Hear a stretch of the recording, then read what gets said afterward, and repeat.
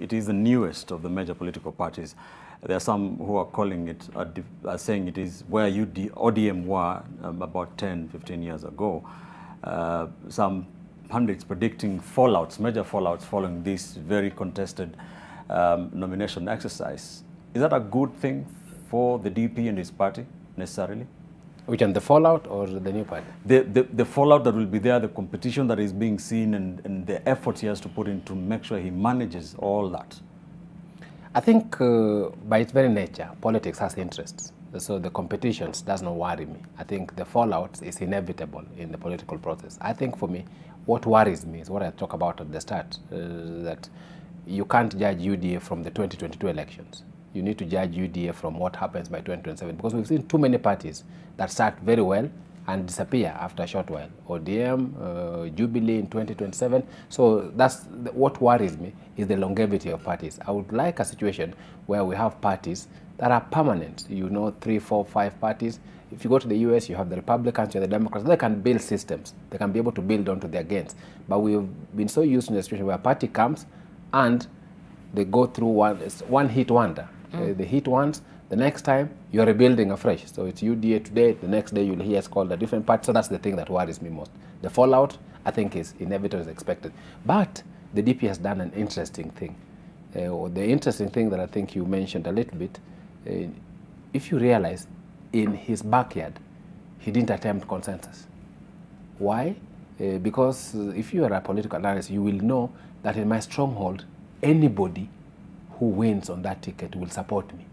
So I don't need to start having a negotiation between myself and between Ben and Joy, because whoever of them wins, each of them is my supporter. Let them go and fight it out. So I think that was a very smart strategy in my view in terms of what he did in the Rift Valley. All right. But just to buttress his Prof's point, when we get to a place where the parties outlive their founders, then they'll have a real chance to set up the structures that we're talking about. Because as long as we still have this luminary living and looming large over the political party, then there is a certain level of where the structures will reach, but there's a place where the word of the king has to take center stage. So for most of these parties, give them another 10 years if they survive that long, and then we'll see an emergence. Now, KANU is the first one that had that exam, and we see how they have faltered a little bit, but they're trying to pick themselves up again. They're making the same mistake by keeping in place people who are related to the founders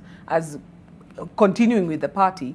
But the fact that they've managed to hang on, for me, tells me that KANU is a party to watch in the next like 15, 20 years after most of the intrigues of these other new, the one-hit wonders. Right. Once they're gone, then you will find maybe that KANU might emerge stronger. Right. So if parties like UDA, ODM, which right now look like they might still have there's enough support for them to go the long hog, if they resist the temptation of falling into the founder's trap, then eventually these could be national parties that could outlive being special purpose vehicles cobbled together just for elections. All right. You know, I'm laughing, Joy, because one of the tweets I saw was someone was asking today, who was the key decision maker in the nominations? Was it the National Elections Board, or was it the DP President William Ruto? Because you heard us being told DP was making the last press conference. I'm like, why is the DP the one giving us the press statement? Yes, it's the National Elections Board. So it just goes down to the point that Joy is making. Yeah. We need parties to outlive their founders so that their structures can be stabilized. All right. Prof Lumala,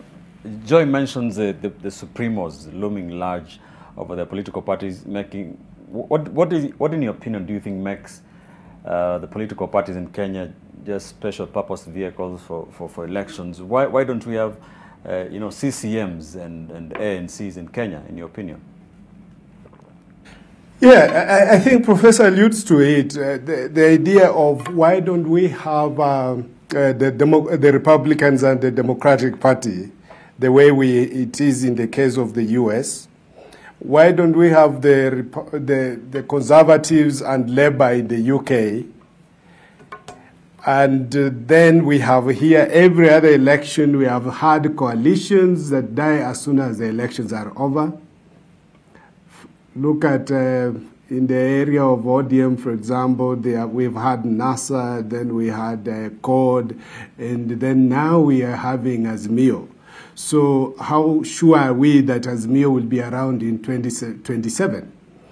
The same thing is, I think the problem lies with how we put up our political parties and the very fact that even as we speak today, people who are members of UDA found themselves members. They did not pay up to become members.